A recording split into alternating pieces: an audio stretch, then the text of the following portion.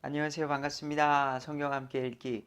오늘은 다니엘서 6장의 이야기로 들어가 보도록 하겠습니다.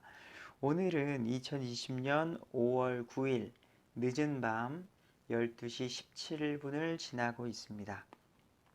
오늘은 다니엘서에서 많이 알려진 이야기죠. 다니엘이 사자굴에 들어갔다가 하나님의 인도하심 속에서 살아난 그러한 이야기예요. 그런데 우리는 성경을 읽을 때에 약간의 주의해야 될 점들이 있습니다. 어릴 적에 간단하게 성경 말씀을 배우는 초등부 시절 또는 중고등부 시절까지도 어떤 성경의 전체, 강해식으로 배우기는 드물었던 것 같아요. 그러다 보니 정말로 성경이 말하고자 하는 중요한 이야기는 듣지 못하고 어떠한 사건, 아주 흥미를 끌 수 있는 이야기, 삼손 이야기, 엘리야가 850여가 싸웠던 이야기, 죽은 자가 살아난 이야기, 어떤 이적과 기적 같은 것만을 듣다 보니까 성경을 볼 때에도 어떤 더 중요한 메시지, 믿음으로 살았던 다니엘의 평범한 삶, 다니엘이 80, 90세 인생을 살면서도 이러한 기적과 이적은 늘 있던 게 아니에요. 하나님께서 특별하게 드러내시고자 하는 그 일이 있어서 다니엘을 사용하셔서 아주 중요한 시점에 몇 번의 이러한 기적을 보여주신 거예요. 여러분, 이러한 이적과 기적 없이 그냥 죽음을 맞이한 믿음의 사람들도 많이 있다는 것을 기억해 주세요. 그리고 사자굴에서 살아난 다니엘의 세 친구들도요, 용광로 속에서도 살아났지만 지금 여전히 살아있나요? 아니죠. 결국에는 하나님의 때에 하나님이 뜻하신 대로 수명이 다해서 죽고요, 또는 질병으로 죽고요.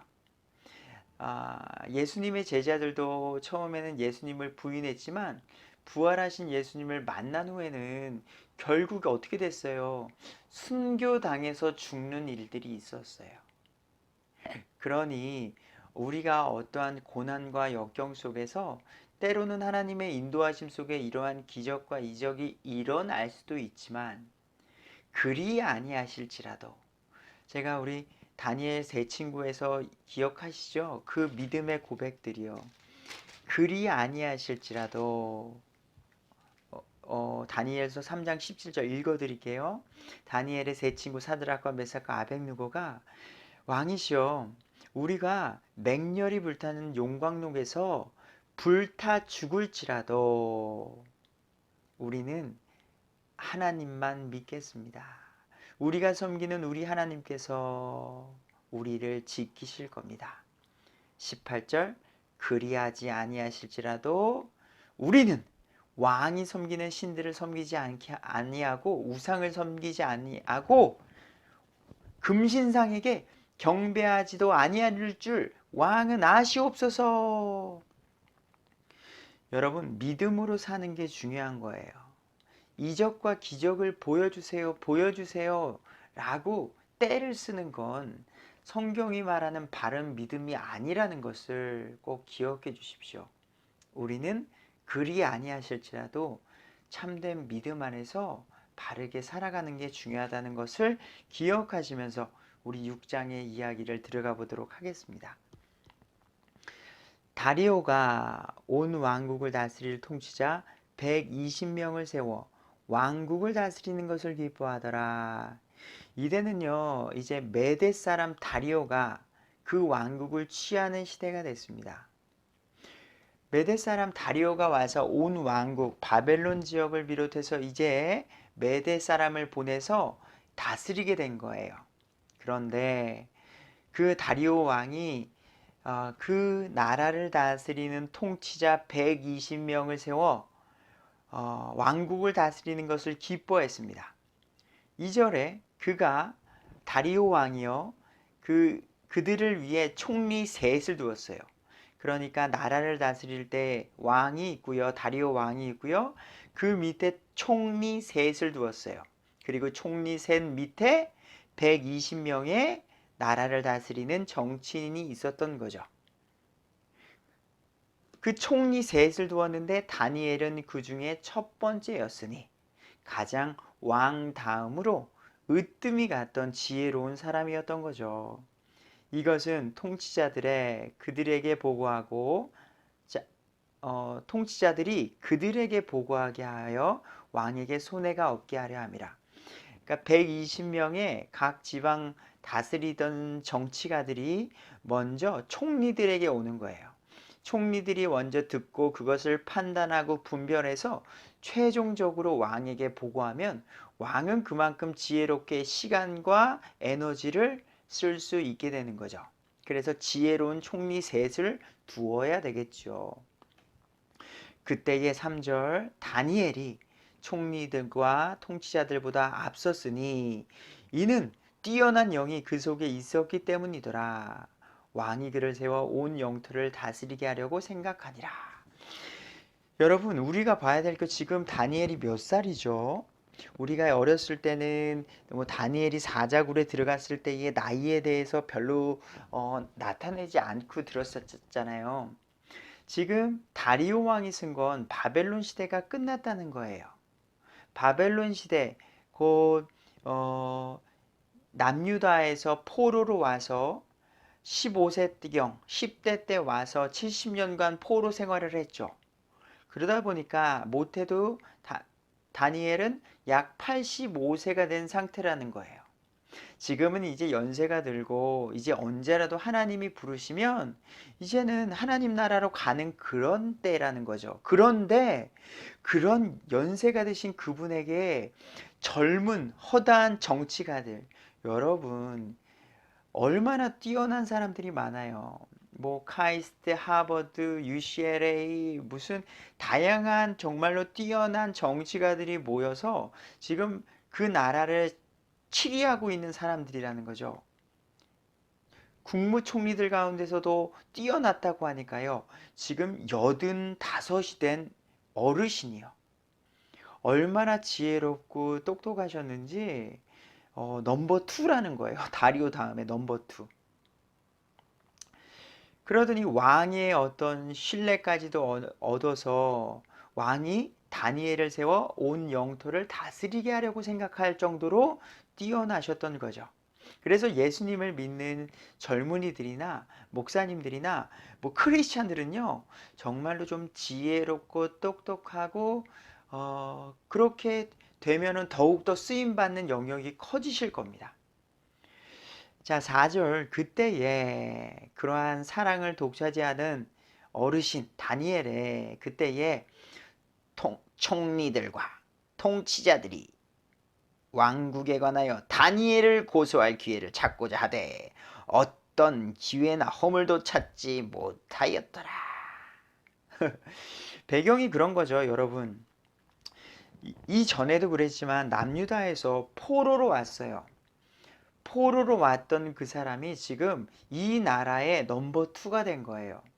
그러다 보니 여러분 변호사 출신이라든지 어떤 하이 클래스의 어떤 그 나라에 가보시면 어떤 그룹에 가보시면은요, 야 쟤는 지방 출신인데 지방 출신이 이 자리까지 올라왔어? 어디 출신에 대해서 시샘을 하는 게 있어요. 야 우리 뭐 무슨 연고지라 그래, 뭐 같은 지방 출신, 지역 출신, 학교 출신, 학연 지연으로 인해서 막 똘똘 뭉친 그런 것도 있잖아요. 그런 것처럼 야 저희 포로 출신으로 와가지고 지금 이 나라를 다스린 지 지금 70년이나 됐어. 그만큼 오랜 시간을 다스렸어. 근데 지금 나이가 들었는데도 넘버 2야? 야, 저 다니엘을 지금 빨리 잘라버려야 되지 않을까? 야, 우리 모이자. 우리 120명, 우리와 지금 저 총리 3명 중에 2명까지도 122명이 모여서 고소와 기회를 찾는 거예요. 여러분 뉴스 많이 보시죠? 명예와 권력이 있으면요, 비자금과 비리라는 게 있어요. 그런가 봐요. 그래서 권위를 얻게 된, 명예를 얻게 된 사람들이 뉴스에 종종 나오지요. 하지만 다니엘은 그 어떤 허물도 찾지 못했대요. 예수님도 바르게 잘 믿으시는 분이었죠. 목숨까지도 거는 분이셨죠. 나라도 너무나도 잘 다스리는 분이었죠. 정직한 분이었죠. 삶의 그 어떤 허물이 없는 그런 분. 정말 대단하지 않으세요? 놀랍습니다. 예, 이런 그리스도인들이 많아야 할 것 같아요. 자, 성경이 또 다니엘을 이렇게 말합니다. 다니엘은 신실하였으므로 다니엘에게서 어떤 실수나 허물도 찾아볼 수 없었더라. 와, 우리도 이러한 사람이 됐으면 좋겠습니다. 아니, 과거에 이미 실수나 허물이 있기 때문에 지금부터라도 실수나 허물이 없는 저와 우리가 되도록 노력해야겠습니다. 그때에 이 사람들, 그 122명의 사람들이 이르되 우리가 이 다니엘의 하나님의 율법에 관하여 다니엘을 고소할 기회를 찾지 못하면 그를 고소할 기회를 찾지 못하리라. 그러니까 어떻게든 다니엘을 트집 잡을 걸 우리가 만들자라는 거예요. 트집 잡을 게 없다면 지금 만들게끔 하자는 거죠. 우리가 어떻게끔. 그러니까 죄가 없는 사람도 있게끔 할 수 있는 게 법이라는 거죠. 이 법에 대해서 우리 한국도 지금 시끄럽죠. 이따가 또 제가 이어서 말하겠지만, 자, 그만큼 다니엘에게 나쁜 것을 만들어 버리자. 아주 더럽고 지저분한 걸 좀 묻히자. 이에 총리들과 통치자들이 함께 모여 왕에게 가서 어떤 계략을 세운 거예요. 120명의 똑똑한 정치가들이 모여서 왕에게 이같이 말합니다. 다리오 왕이여, 영원토록 사시옵소서. 만세 만세 만만세. 왕국의 모든 총리들과 총독들과 통치자들과 조언자들과 대장들이 함께 의논하여 왕의 법규를 굳게 세우고 확고한 칙령을 정하였나이다. 왕이시여, 우리 너무나도 좋은 칙령을 정하였는데 왕이 한번 들으시고요, 이것을 칙령을 선포하여 주십시오. 그것이 무엇이냐? 다리오 왕이여, 그것은 곧 누구든지 30일 동안 왕 외에 어떤 신에게나 사람에게나 청혼하는 자는 사자굴에 던져 넣으리라는 것이니이다. 아주 간사하죠. 지금 다리오 왕이 왔습니다. 지금 바벨론이 멸망하고 다리오가 이제 새롭게 바벨론 지역을 다스리게끔 해서 왔단 말이에요. 근데 나를 따르는 자들이, 여러분, 이제 대통령도 마찬가지죠. 이제 대통령 선임 이제 뽑히고 나면 그 임기 동안에 자기와 함께할 장관들을 선출하죠. 이 장관들을 잘 뽑고 좋은 사람들을 뽑고 지혜로운 사람, 그래서 나라를 잘 다스리게끔 하는 게 중요하죠. 그런데 여기는 왕권 시대에서는 왕에게 말을 잘 듣고, 물론 똑똑하고 지혜로운 건 기본이고요, 왕에게도 복종해야 되는 그런 사람들이 중요하죠. 그런데 이러한 타이밍에 다리오 왕에게 아부를 떨면서 오직 왕에게만 굴복하도록 하는 법을 30일 동안 세우라는 거예요. 왕이 들었을 때는 이거는 아주 기가 막힌 거죠. 나를 왕으로 이제 바르게 대접을 하려는구나 라는 거죠. 왕은 이것은 너무나도 마음에 들었던 거예요. 그래서 왕이 칙령을 굳게 세우고 마음에 들어서 그 조서에 도장을 찍었던 거죠. 여러분, 법이라는 것은 한번 제정하게 되고요, 이제는 그 법이 살아 움직이게 되면 생기게 하는 거는 어렵지만 그 법을 없애는 건 더 어렵습니다. 여러분, 메대 사람들과 페르시아 사람들의 법, 곧 바뀌지 않는 법에 따라 그것을 바꾸지 못하게 하옵소서. 그런 까닭에 다리오 왕이 그 조서와 칙령의 도장을 찍으니라. 도장을 찍었다는 건 이제 그 법이, 그 칙령이 이제는 힘이 있게 되는 겁니다. 그런데 10절 다니엘이 사자굴에서 구출되는 이야기가 있게 되는 거죠. 여러분 122명의 그 통치자들과 총리가 왜 이런 법을 칙령했죠? 아니 다니엘은 문제가 없어요. 허물이 없어요. 뭐 비리 자금도 없고 예전에 뭐 법을 어긴 적도 없고 이거 뭐 교통질서 하나 어긴 거 하나 없는 깨끗한 사람이에요. 말과 생각과 행동이 얼마나 바른지요. 말도 순하게 하고 행동도 바르고 눈빛도 뒤에서 몰래 나쁜 짓 하는 것도 없고. 근데 가만히 보니까 저 유대인 출신의 다니엘은 그 전지전능하신 하나님, 유일하신 하나님한테 아침 점심 저녁 기도를 하네요. 자기의 힘듦과 삶을 그 하나님께 고백하네요. 좋다. 그러면 저 기도를 문제 삼자는 거예요. 그러니까 생활 속의 문제, 종교적인 문제로 공격하는 거예요. 그래서 이러한 법을 아주 교묘하게 만들었고 지금은 이제 법이 이제 제정이 된 상태인 거죠. 10절입니다. 그런데 다니엘은 15살 때도 10대 때 끌려왔을 때에도 왕이 주신 음식 먹지 않는다 그랬죠. 그런 믿음이 지금 85세가량 된 다니엘에게도 동일하게 나타나고 있어요. 이런 삶 정말로 살고 싶습니다, 주여. 그런데 다니엘은 그 조서에 왕이 칙령한 조서에 도장이 찍힌 것을 알고도 자기 집에 들어가 자기 방에서 예루살렘을 향하여 창문을 열고 전에 하던 대로, 여러분 형식주의가 아닌 거예요. 여러분 교회 와서 막 두 손 모아서 기도하실 때에 집에서도 그렇게 하십니까? 보이게 기도하는 거는 이게 조금 그래요. 오히려 교회나 사람들이 많은 데에서는 그러한 모습을 자제하시더라도 보이지 않는 곳에서 그렇게 기도하는 우리가 됐으면 좋겠습니다. 전에 하던 대로 하루에 3번씩 무릎을 꿇고 기도하며 자기 하나님 앞에서 감사를 드리려다. 지금 80이 넘은 노년의 믿음의 모습입니다. 할아버지께서 이제는 흰 머리가 되시고 걸음도 느릿느릿한 그분이 변함없이 무릎을 꿇고 기도했대요. 무릎을 꿇고.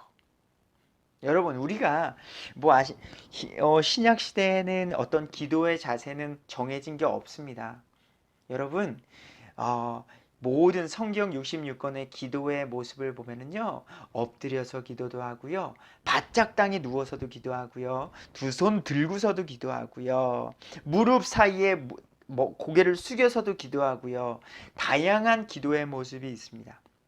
여러분 편안하게 누워서 기도해도 되고 어떻게 기도해도 상관은 없습니다. 하지만 우리가 이 세상 모든 만물을 창조하신 그 하나님 앞에 무릎을 꿇고 기도하는 것도 너무나도 좋은 우리의 믿음의 표현이 아닌가 싶어요. 지금 우리가 무릎이 아프거나 크게 어려움이 없다면 그래도 한번 무릎을 꿇고 하나님 앞에 기도하는 우리가 됐으면 좋겠습니다. 다니엘은 그렇게 기도했다는 겁니다. 그때에 이 사람들이 모여서 다니엘이 자기 하나님 앞에서 기도하며 간구하는 것을 발견하고 이것을 노렸겠죠. 다니엘이 아침 점심 저녁 기도하는 것을 알았고 그 칙령을 발표했고 그것을 이제 어떻게 해요? 지금 같으면 뭐 가져갔을까요? 비디오 카메라 가져왔겠죠. 비디오 카메라로 다 기도하는 것을 찍어요. 다니엘 너 빨리 지금 이 시간에 기도했잖아. 무릎 꿇고 하나님 앞에 기도했잖아. 예루살렘을 향해서 무릎 꿇어 기도해. 몇 번 며칠을 찍어서 증거 자료를 가지고 이제 누구에게 갔을까요? 다리오 왕에게 간 거예요. 이에 가까이 가서 왕의 칙령에 관하여 왕 앞에서 아뢰되, 오 다리오 왕이여, 왕께서 30일 안에 왕 외에 어떤 신에게나 사람에게나 청혼하는 모든 자는 사자굴에 던져 넣으리라는 칙령에 도장을 찍지 아니하셨나이까? 뻔히 알면서 이렇게 확인하는 거죠. 하니 왕이 대답합니다. 이르되 메대 사람들과 페르시아 사람들의 법, 곧 바뀌지 않는 법에 따라 그 일이 사실이다. 왕이 대답하는 겁니다. 그때에 그들이 122명의 사람들이 왕 앞에 응답하여 아뢰되 오 왕이요, 유다의 포로된 자들의 자손에 속박된 저 다니엘이, 여러분 언제적 얘기예요? 지금 85세가 이상 되고 있는 이 70년 이전의 이야기를 끌어다가 지금 70년 동안 바벨론을 너무나도 멋지게 다스린 다니엘 총리입니다. 근데 그 사람을 표현할 때에 저 사람은요 유대 땅 포로된 자들의 출신, 그런 사람, 아주 저속한 출신입니다 라는 것을 강조하면서 그 자손인 다니엘이 왕이 도장을 찍은 그 칙령을 중히 여기지 아니하고 하루에 3번씩 청원하고 있습니다 라고 고자질을 하는 거예요. 이때 깨달은 겁니다. 다리오 왕이요. 아이고, 무릎을 치게 된 거죠. 14절 이에 다리오 왕이 그래도 정직한 왕이었나 봅니다. 왕이 이 말을 듣고 자신을 심히 못마땅하게 여기며 다리오 왕 자신을 내가 당했구나 저런 간신들한테 깨달은 거죠. 여기며 다니엘을 건져내려고, 다니엘을 구하려고 그에게 마음을 쓰며 해가 질 때까지 그를 건져내려고 애를 쓰는 거예요. 이럴 수 있겠죠. 다니엘에게 가서 다니엘 내가 저 사람들의 속아서 칙령을 내렸어. 근데 법은 정해지면 무효를 할 수 없어. 그러니 제발 30일만이라도 당신이 믿는 그 하나님 앞에 기도하지 마시오. 그러면 당신은 살 수 있어. 내가 간단하게 벌을 내릴 테니 30일 동안, 아니 이제 며칠 지났으니까 며칠만 하나님 앞에 기도하지 말고, 우리 인간적으로 무릎 꿇고 기도하지 않아도 되잖아. 그냥 걸어다니면서 기도하시오. 예루살렘 안 보고 해도 되잖아. 그러니까 제발 이 법 30일까지 내가 했으니까 그 동안만 좀 기도하지 말고 좀 당신 살려야 되지 않습니까? 라고 애를 쓰니라. 이건 제 생각입니다, 여러분. 왜냐하면 다리오 왕은 다니엘을 사랑했거든요. 말씀을 더 보시면 아시겠지만 그를 건져내려고 애썼어요. 그때에 이러한 상황 속에 이 사람들이 모여 왕에게로 나와 왕에게 아뢰되, 그 122명 그 사람들이 온 거예요. 대표들이 왔겠죠.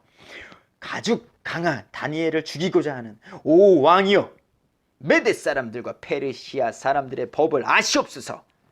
아무리 왕이라도 법을 지키라는 겁니다. 곧 왕이 굳게 세우는 어떤 칙령이나 법규도 바꿀 수 없나이다 하니, 여러분 제가 아까 말한 대로 법이라는 것은 한번 세우면 어쩔 수 없어요. 여러분 대한민국도 지금 법이라는 것, 지금 차별금지법이라고 해서 대한민국에 이제 그 법이 이제 살아 움직일 것 같습니다. 동성애에 대해서 너무나도 인권조례안이라고 해서 여러분 너무나도 잘못된 유럽 국가나 다른 나라를 보시면 깨닫게 될 거예요. 아주 후회하게 될 겁니다. 자, 차별금지법이라고 해서 교회에 어떤 문제가 없을 것이다 라고 말하는 거짓말들이 난무해요. 여러분 한국의 국회의원이 분명히 말했어요. 처벌받는다고. 동성애가 죄입니다 라고 말하면 벌을 받는 날이 지금 미국에도 있고요. 유럽에는 당연히 있고요. 하나님의 진리된 말씀을 선포하지 못함으로 인해서 교회는 더욱더 핍박받게 돼 있습니다. 그것을 우리는 이제는 감당해야 될 거예요. 그럼에도 불구하고 믿음을 전하는 우리가 돼야 됨을 오늘 다니엘 말씀을 보면서 기억해야 될 거예요. 저 또한 마찬가지입니다. 어떠한 어려움 속에서도요, 동성애는 죄입니다. 여러분, 당신을 미워하진 않아요. 여러분, 당신이 남자를 좋아하고 남자와 결혼하고 싶어요? 근데 그거는 죄라는 것을 먼저 알아주세요. 그리고 온 힘을 다해 당신이 치유되도록, 당신이 변화되도록 우리가 돕겠습니다. 당신을 사랑하기 때문입니다. 동성애라는 죄를 미워하는 것이지, 여러분, 나는 동성애를 당하고 지금 동성애라는 것에 지금 환경 속에 있는 당신은 사랑합니다. 이 말을 분명하게 전하고 싶은 거예요. 여러분, 차별금지법은 이제 곧 시행이 될 겁니다. 한국에서. 이러한 걸로 한국에서는 많은 어려움이 있을 거고요. 동성애는 더욱더 크게 허용이 될 것입니다. 그리고 동성애를 통해서 수많은 질병과 사회적 문제, 이제는 많은 사람들이 어려워질 것입니다. 캐나다처럼요. 지금 제가 있는 이 캐나다도 아주 심각한 그런 사회적 문제가 있기 때문이죠. 다니엘 시대로 가보도록 하겠습니다. 결국 왕도 어쩔 수 없었습니다. 16절, 이에 왕이 명령하매 그들이 다니엘을 끌어다가 사자굴에 던져 넣으니라. 이에 왕이 다니엘에게 말하여 이르되 네가 계속해서 섬기는 내 하나님이 너를 건지시리라. 이제는 포기한 거죠. 그래, 이제는 네가 믿는 너의 하나님이 너를 건져주시리라. 우리가 죽음이라는 것이 하나님 나라에 간다는 기쁨도 있지만 이 땅에 남는 자들과 살아있는 자들과 헤어진다는 슬픔도 있는 것도 사실이죠.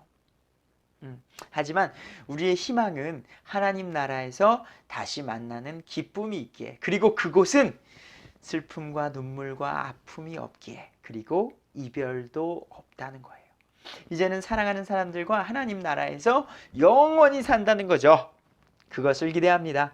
17절, 사람들이 돌 하나를 가져다가 그 사자굴의 어귀에 두고 왕이 자기의 도장과 자기 귀족들의 도장으로 그 굴을 봉인을 쳤으니 사자굴에 집어넣고요, 큰 돌로 그 입구를 막고요,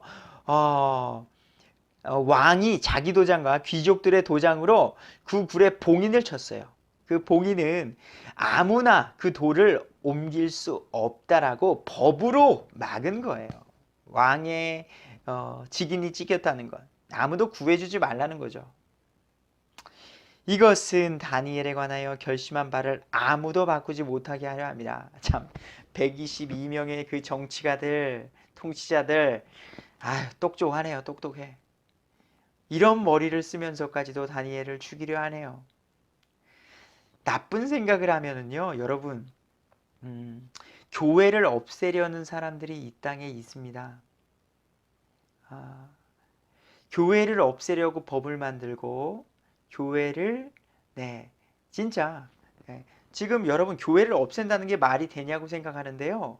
지금 중동 국가나 지금 가까운 북한만 보시더라도 교회가 존재한가요? 아니에요. 죽어요. 죽어. 믿음은 죽어요. 제가 말씀드린 대로 예수님을 믿는 것도 영혼의 자유. 여러분, 복음을 어느 누구나 들을 수 있는 자유가 있습니다.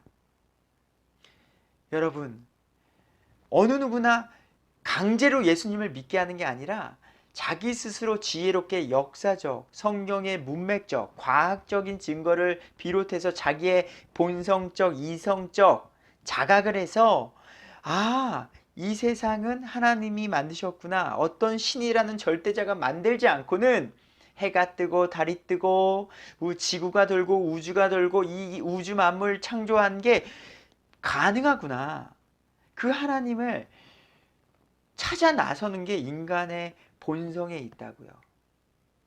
그리고 지금은 우리에게 주신 AD 100년경에 완전하게 주신 이 성경을 통해서 하나님을 알아갈 수가 있다고요. 이런 것들을 통해서 그게 사람이라는 거죠. 사람이라는 거죠. 자, 다니엘로 가보도록 하겠습니다. 17절 칙령을 해서 자, 그 뒤에 이 다니엘은 사자굴에게 갇혔어요. 18절입니다. 그 뒤에 다리오 왕이 자기 궁궐에 가서 금식하며 밤을 지새고 자기 앞에 악기도 드리지 못하게 하며 잠을 이루지 못하더라. 다니엘을 어찌나 사랑했던지, 다니엘을 얼마나 아꼈던지 금식하고 잠도 자지 못하고 밤에 음악도 듣고 여가를 즐겼나 봐요. 악기도 들여오지 못하게 하며 잠 이루지 못하며 다니엘 제발 살아있어라. 다니엘 제발 살아있어라. 이런 사람이었다는 거죠. 다음 날이 됐습니다. 그때의 왕이 아침에 매우 일찍 일어나 급히 사자굴로 가니라. 다니엘 다니엘 제발 살아있어 주길. 근데 살아있는다는 건 기적 같은 일이죠. 굶주린 사자에게 맛있는 음식인 사람을 넣어줬는데 왕이 굴에 이르러서는 슬픈 목소리로 다니엘에게 소리를 지르며 다니엘에게 말하여 이르되 오 살아계시는 하나님의 종 다니엘아, 네가 계속해서 섬기는 너의 하나님이 사자들에게서 능히 너를 건져내셨느냐 하매 그때에 다니엘이 왕에게 이르되 오 왕이여 영원토록 사시옵소서. 내 하나님께서 자신의 천사를 보내사 사자들의 입을 막으셨으므로 사자들이 나를 해치지 못하였사오니 이는 그분 앞에서 무죄함이 내 안에서 드러났기 때문이니이다. 또 왕이여 내 앞에서도 내가 아무 해를 끼치지 아니하였나이다. 이게 성경을 제가 읽으면서도요 놀라워요. 어떻게 이럴 수가 있는가. 살아계신 하나님을 이 경험한 다니엘의 이 놀라움. 여러분 생각을 해보세요. 여러분이 지금 사자굴에 있다고 생각해 보세요. 전 지금 눈을 감았습니다. 아주 캄캄한 앞이 하나도 보이지 않는 그런 굴에 무서운 사자의 소리가 들린다고 생각해 보세요.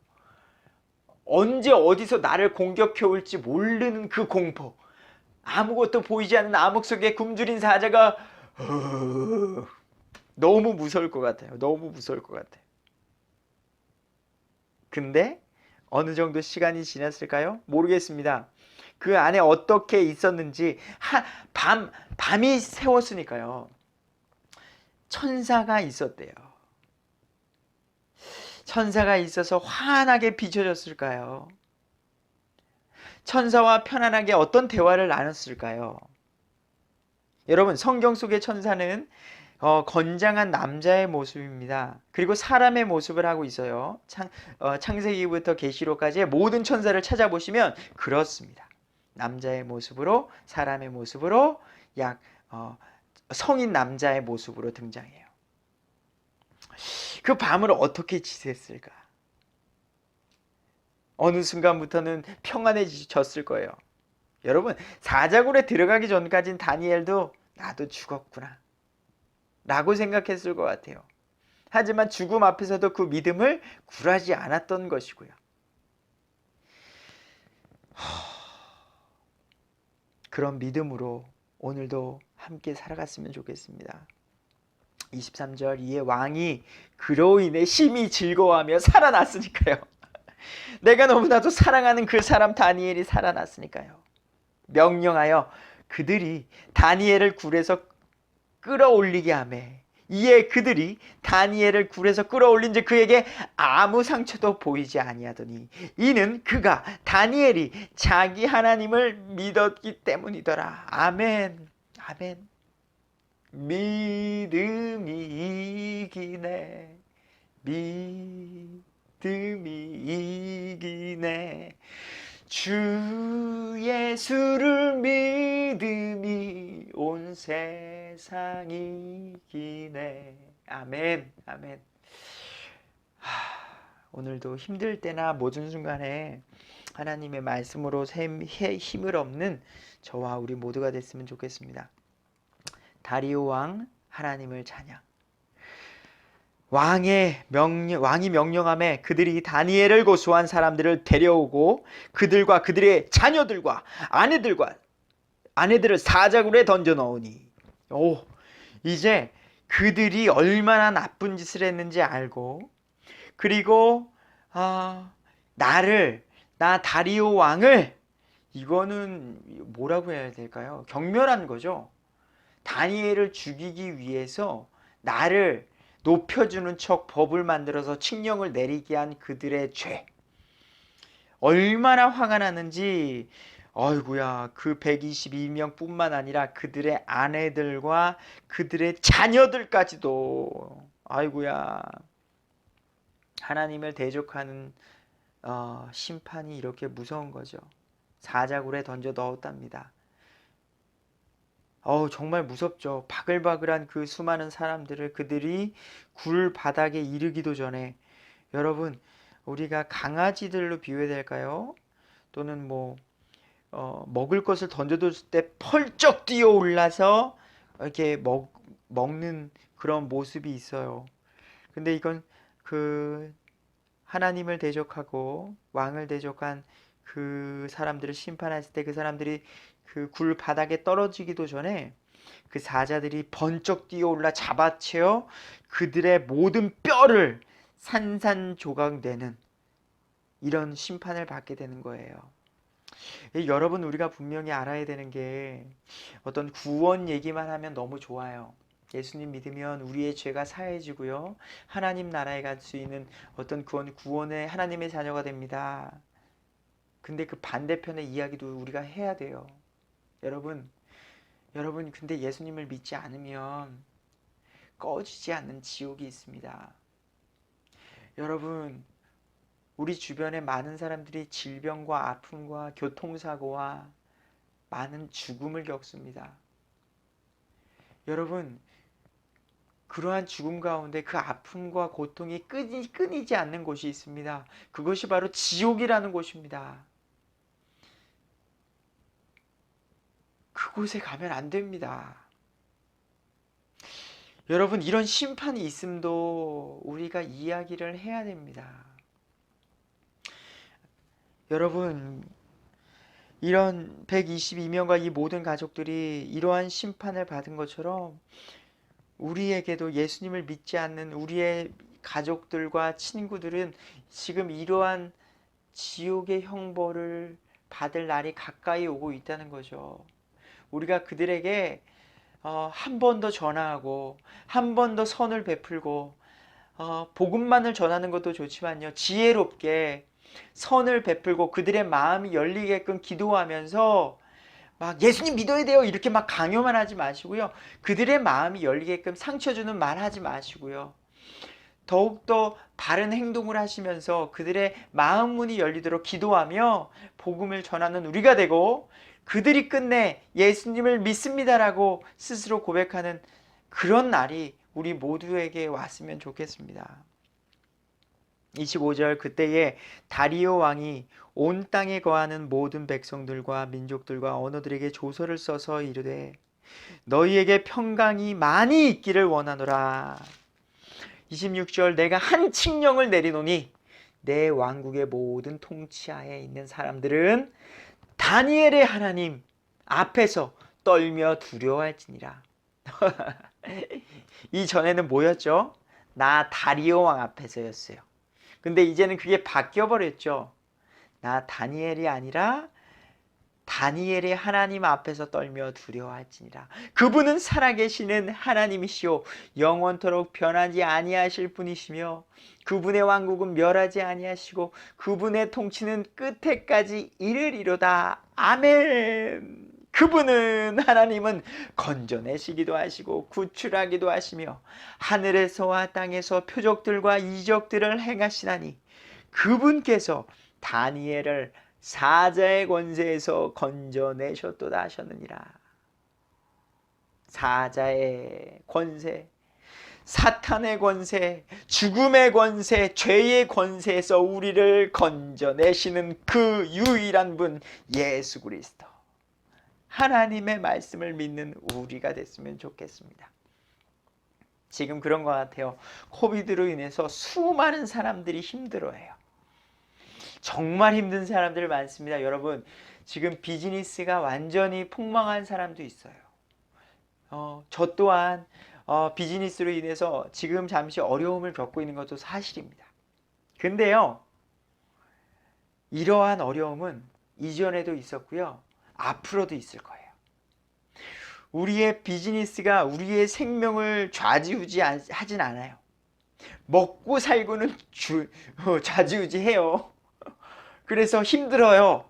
하지만 우리의 영원한 생명은 하나님께 있음을 우리는 기억하며 힘을 내시고 또한 이 또한 피할 길을 또 주실 것입니다. 가만히 있지 않고 또 열심히 움직여야 되겠죠. 28절입니다. 이와 같이 이 다니엘이 다리오의 통치 때와 페르시아 사람 고레스의 통치 때에 형통하였더라. 이렇게 바벨론 70년 포로 생활 속에서도 하나님의 인도하심을 받는 다니엘. 여러분, 인도하심이라고 해서 뭐 어려움이 없었던 거 아니에요. 기적만 있었던 게 아니라 저희와 똑같은 삶, 우리의 포커스를 너무 기적 이적에 보지 마세요. 다니엘은 그냥 똑같이 기도하면서 사는 거예요. 똑같이 업무 보다가 행정일하고 나라 일 다스리고 이런저런 힘듦과 슬픔이 있고요. 때로는 아프기도 하면서, 하지만 그 가운데 변함없이 하나님을 기도하고 말씀 보고 자기의 삶에 충실하게, 우리에게 말하면 멋진 아빠로서의 역할, 어떤 직분자로서의 역할, 직장인으로서의 역할, 아빠로서의 역할을 충실하게 감당하면서 말씀 가운데 거하고요. 허물이 없는 거예요. 여러분, 우리의 말과 생각과 행동이 예수님을 믿지 않는 사람들을 만났을 때에도 흠잡을 게 없어야 돼요. 그들이 봤을 때에 야, 저 사람 예수님 믿는데 뭐 할 거 다 하더라, 이런다니까요. 여러분, 우리가 오늘도 바르게 믿음 안에서 살아가는 우리가 됐을 때 하나님의 인도하심이 다니엘과 같이 우리에게도 있을 것을 기대합니다. 좋은 하루 되시고요. 우리 다음에 7장에서 다시 만나도록 하겠습니다. 감사합니다.